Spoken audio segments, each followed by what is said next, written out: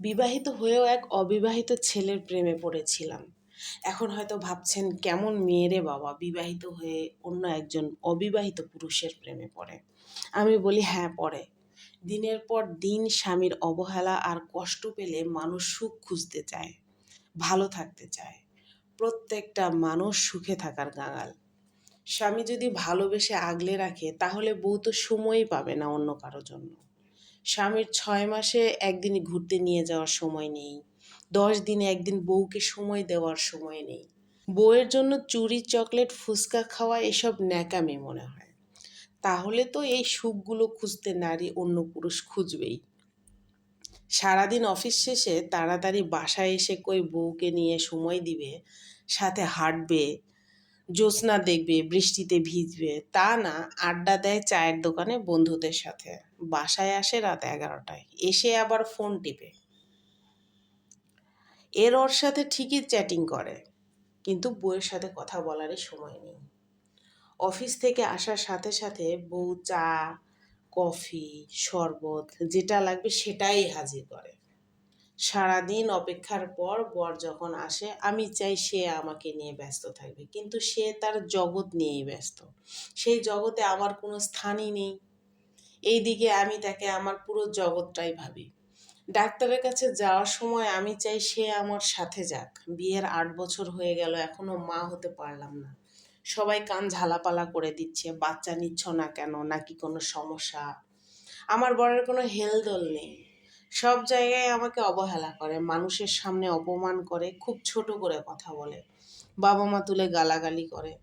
ভালোবাসা আর যত্নের দিক থেকে শূন্যতা থাকলেও অবহেলা কষ্টের দিক থেকে পরিপূর্ণ।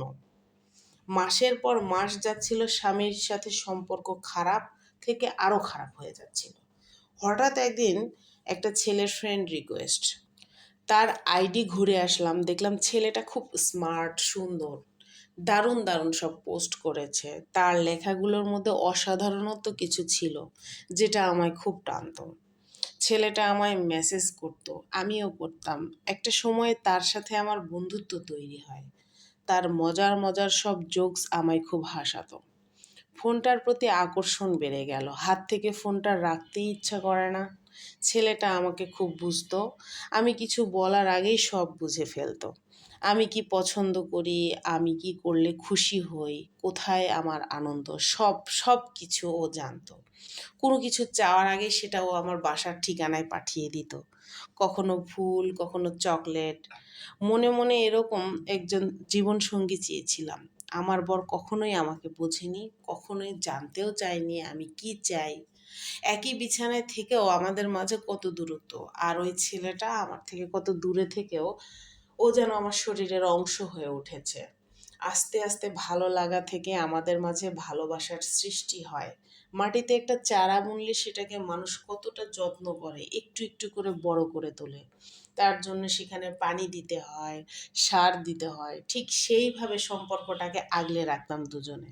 ছেলেটার সাথে সম্পর্ক হওয়ার পর থেকে নিজের বরের প্রতি আগ্রহ আরও দিন দিন কমতে থাকে। অভিযোগ করাও ছেড়ে দিলাম, কারণ ওর কাছে যা যা আশা করতাম ও সেগুলো দিত না, উল্টে যা তা ভাষা করত। সেখানে অন্য একজন আমাকে পরিপূর্ণ ভালোবাসা দিচ্ছে। একদিন সে আমার সাথে দেখা করার কথা বলে, আমি ওর সাথে সাথে রাজি হয়ে যাই। প্রথমে দেখা করতে যাওয়া ভয়ও লাগছে, আবার ভালোও লাগছে। দেখা করার পর ও আমাকে ওর বন্ধুর বাসায় বেড়াতে নিয়ে যায়। তারপর সেখানে নিয়ে যাওয়ার কথা বলে ওখানে আমাকে জোর করে শারীরিক সম্পর্ক করার জন্য। তখন আর আমার বুঝতে বাকি থাকলো না, ছেলেটা আমাকে ব্যবহার করার জন্য এতদিন এত মেসেজ, এত কথাবার্তা, এত ফুল, চকলেট সব কিছু দিয়েছে।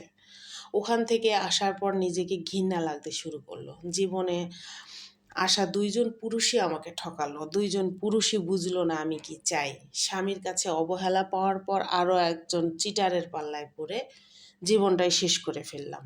আমার স্বামী এসব কিছু জানে না। নিজেকে বড্ড অসহায় মনে হচ্ছে। পৃথিবীতে আল্লাহ কত রকমের মানুষ পাঠিয়েছে।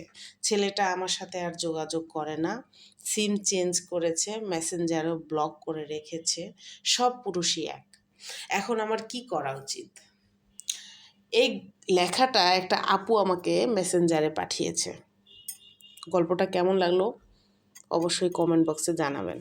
আজকে আমি নারিকেলের নাড়ুর বদলে পেঁপের নাড়ু বানাইলাম। সবাই দেখে নিন কিভাবে করে বানাইছি। এভাবে করে বাসায় ট্রাই করবেন, খেতে ভালোই লাগে। শেষে আমার হাজব্যান্ডও হাতে হাতে করেছে, দেখেন আপনারা সবাই। এটা বলা লাগবে, না বললে নাকি হবে না। সেও করছে, দুইজনে মিলেই করছি। ভালোই লাগছে খাইতে। সবাই দোয়া করবেন।